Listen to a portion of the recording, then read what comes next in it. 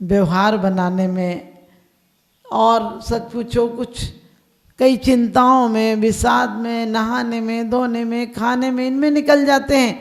अब कितना सा समय बचता है तुम्हारे पास जो तुम परमात्मा के लिए देते हो? तो दौलत राम जी कहते हैं, ऐसे मिथ्याद्रग ज्ञान चरण। आज तक हमारा दर्शन भी गलत रहा, और दर्शन गलत रहा तो उसके कारण से ज्ञान गलत हुआ, और जब ज्ञान गलत हो तो आचरण भी गलत होता है। कभी कभी किसी से कहो, बोले ऐसे थोड़ी होता है, संसार में कुछ नहीं होता तो क्या इतने लोग घूम रहे होते? इतने लोग तो संसार में, इतने इतने ज्ञानी पंडित, बड़े बड़े इंजीनियर, डॉक्टर, इतनी बड़े बड़े लोग हैं, तो हमें रहने में क्या दिक्कत है?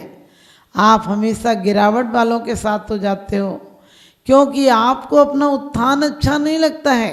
कहा है, आत्मगीत गीत विराग ज्ञान थे, लखे आप को कष्टदान। आत्मा के हित के जो हेतु थे, कारण थे, वो कैसे लगते हैं हमें? वो दुख का कारण लगते हैं, वो परेशानी लगते हैं। अरे कौन करेगा इतना, रहन तो दो। खाने पीने के, मौज मस्ती के, चोरी बेईमानी, ये सब काम तुम्हें सस्ते लगते हैं, ये काम सरल लगते हैं, क्योंकि हमने जन्म जन्म से ये किया है। हम चतुर्गति परिभ्रमण, इसका प्रमाण पत्र है कि हमने बहुत अच्छे से, कुशलता से संसार का व्यापार किया है। जबकि कुशलता से हमें संसार से बच के निकलना था।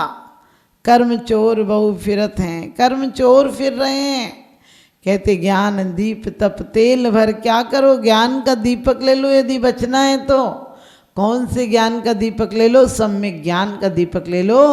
और सम्यक ज्ञान कब होगा? जब दर्शन शुद्ध होगा। आपको बीमारी होती तो आपको क्या होता है? पहले आपको कोई कह दे, अरे ये तो कोई बीमारी नहीं, हमें तो इससे बड़ी बीमारी थी। जब आपको कोई बीमारी होती है तो क्या होता है? आप किसी के कहने पर श्रद्धान कर लेते हैं। आपको कोई आकर कहे, अरे हमसे तो इससे ज़्यादा बीमारी थी, वो एक बार में ठीक हो गई, 2 दिन में तो पता ही नहीं चला कहाँ चली गई। बस समझो तुम्हारी 10% 20% बीमारी उसी टाइम दूर हो जाती, क्योंकि तुम्हें श्रद्धान हो जाता है कि अब अच्छा व्यक्ति मिल गया, अच्छा डॉक्टर मिल गया। लेकिन तुम डॉक्टर से भी इतने सवाल करते हो कि डॉक्टर कहते रहने ही दे, तू बीमारी ठीक है। क्योंकि हमें आज तक संसार में तुम बहुत कुशलता का परिचय देते हैं। दुकानदार देखो कितनी समता का परिचय देता है। ग्राहक कितने भी लेडीजें कितने भी कपड़े की गांठें खुलवा लें, उसके बाद भी वो कहता है कोई बात नहीं बहन जी, 8 दिन बाद आइएगा, आपके लायक कपड़ा रखेंगे। आप जो बुला रहे हैं, बता रहे हैं, उसको रखेंगे, क्योंकि एक ग्राहक नहीं जाने देते हो। फिर आत्म उत्थान के ग्राहक कैसे जाने देते हो? तो आचार्य कहते हैं, आज तक हमारा ज्ञान सही नहीं हुआ तो चारित्र सही नहीं हुआ।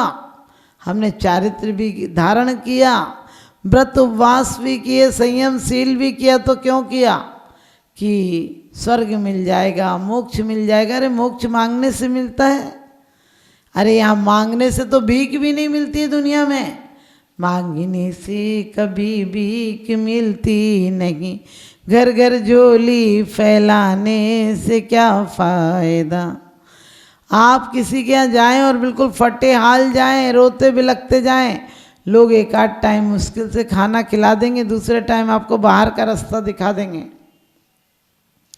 आप वही बहुत अच्छे कपड़े, बढ़िया गाड़ी में बैठ के जाएं, 2-4 नौकर आपके साथ हों, तो क्या होता है? सामने वाला रिश्तेदार भी नहीं हो तो रिश्तेदार बन जाता है। अरे बहुत बड़े आदमी हैं। फिर तुम परमात्मा हो कि रिश्तेदार क्यों नहीं बनते हो? तुम उनसे रिश्ता क्यों नहीं बनाते हो कि साफ सुथरे स्वच्छ मन लेकर आओ?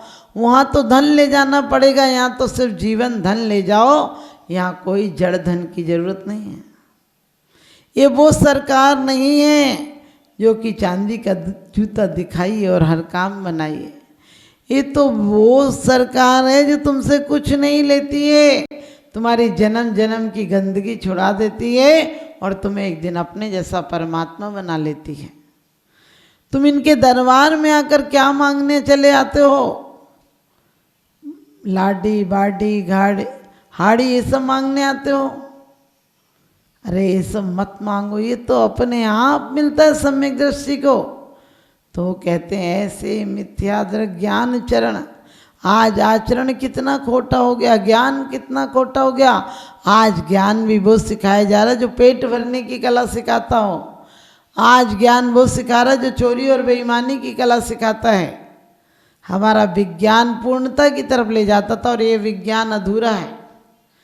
ये विज्ञान को हम सोचते हैं कि बहुत बड़ा विज्ञान है, क्योंकि जितनी भी बार चांद पर चढ़ाई कर लो, जितने भी ऊपर पहुंच जाओ, लेकिन वीतराग विज्ञान बिना सब धोखा है। तुमने आज तक राग कर करके इतने दुख पाए हैं, एक बार विरागता में भी जी कर देखो। अभी लोग कहते क्या करें, घर है, परिवार है, मकान है, दुकान है। अरे मकान दुकान तो तुम होटलों में भी ठहरते हो, वहाँ लगाव होता है क्या? क्योंकि लगता है रात भर की है, दूसरे की अमानत है।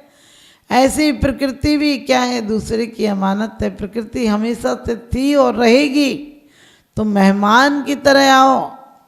तुम्हारा जीवन ऐसा हो कि बाजार से गुजरा हूँ, खरीदार नहीं हूँ।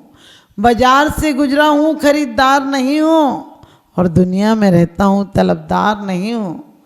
दुनिया में रहता हूँ, तलबदार नहीं हूँ। हम भजन में पढ़ते भी हैं, मैं जग में रहूं तो ऐसे रहूं जैसे जल में कमल का फूल रहे। और क्या कहते, फिर अंत समय में प्राण तजू निराकार तुम्हारे चरणों में। लेकिन निराकार से कभी प्यार हुआ? निराकार के बारे में तुमने सोचा कि मुझे भी निराकार बनना है? आकार पर आकार लिए जा रहे हो, बच्चा पैदा होता है, खुश होते हो। अरे परमात्मा उसके अंदर पैदा कर दो तो खुश होना। क्योंकि अभी तो वो हालत है कि दूसरों का कपड़ा ओढ़ कर बैठे हो। रोज पढ़ते हो, जड़ चेतन की सब परिणति प्रभु अपने अपने में होती है। अनुकूल कहें प्रतिकूल कहें, ये झूठी मन की वृत्ति है। ठीक है, कम से कम इस भूमिका में, ग्रस्त की भूमिका में, परिवार में रहते हुए वेद विज्ञान नहीं हो पा रहा है, तो कम से कम ये तो लाओ कि जहाँ हूँ वो गलत जगह है। वहाँ कैसे लोग हैं? हमारी श्रद्धान खोटा है। श्रद्धान किन पर है? जड़ पदार्थों पर बहुत श्रद्धान है, आत्मोत्थान पर श्रद्धान नहीं है। आत्मा की जो बात बताता वो तो तुम्हें बिल्कुल बेकार लगता है। जबकि कहा है बड़ भाग रत्नात्रय धरे। अकेले दर्शन नहीं, अकेले ज्ञान नहीं, अकेले चारित्र नहीं, तीनों की एकता हो जाए तो कल्याण हो जाएगा। आज तक तो तीनों ही आपको कैसे मिले? मिथ्या मिले, खोटे मिले। ज्ञान हमने, आज विज्ञान ने बहुत तरक्की की है, तो कौन सा ज्ञान प्राप्त किया है? लोगों को किस तरह ताले काटे जाएं, किस तरह मर्डर किया जाए, किस तरह एक्सीडेंट किया जाए, कितना झूठ चोरी कुशील बोला जाए, ये सब हो गया। लोग अपने केस जीतने के लिए वकील रखते हैं।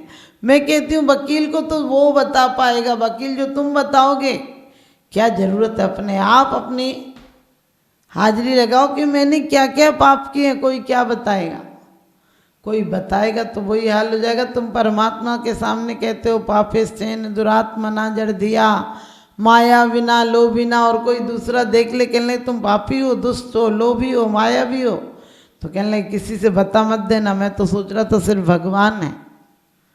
अरे भगवान को भी सुनाते हो तो बदलो, कब तक बदलोगे? एक दिन देह बदलने का समय जाएगा। देह बदलने के पहले अपने हृदय को बदल दो, अपनी चिंतन की धारा को बदल दो, अपना सोच बदल दो, तो यही संसार तुम्हारे लिए मुक्ति का कारण हो जाएगा। इसी संसार में रहते रहते हमारे महापुरुषों ने मोक्ष पाया है। हम मोह के कारण संसार को भी ठीक से नहीं जी पा रहे हैं।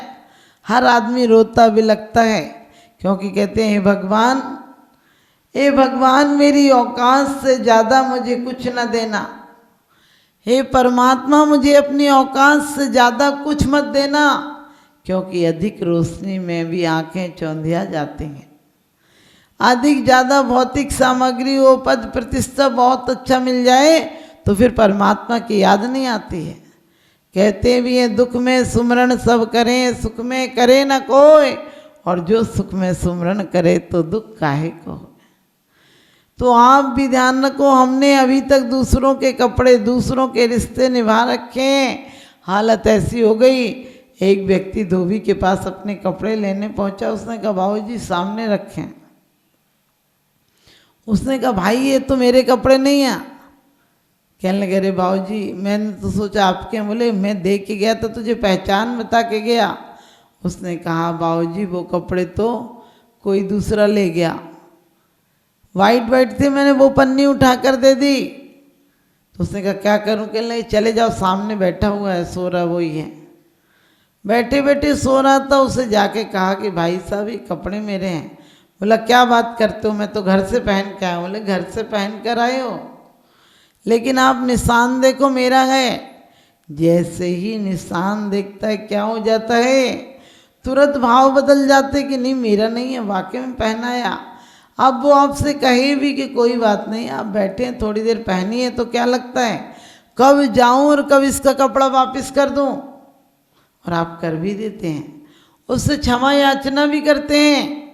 फिर तुम्हें ये जड़ का कपड़ा दूसरों का पहने बैठे हो, ये तन दूसरों पर है, निर्भर मन दूसरों पर है, धन दूसरों पर है, खुशियाँ दूसरों पर है, जिंदगी दूसरों पर है। कोई तुम्हें प्यार करे तो तुम जीना चाहते हो, नहीं तो मरने के लिए तैयार हो जाते हो। कोई तुम्हारा सम्मान करे तो तुम्हें अच्छा लगता है, अपमान कर दे तो तुम मान हानि का केस कर देते हो। अरे ऐसी जिंदगी क्या फ़ायदा, ऐसे जियो कि भगवान परमात्मा जैसी चादर लेकर आया था वैसे ही वापस करके जाऊंगा।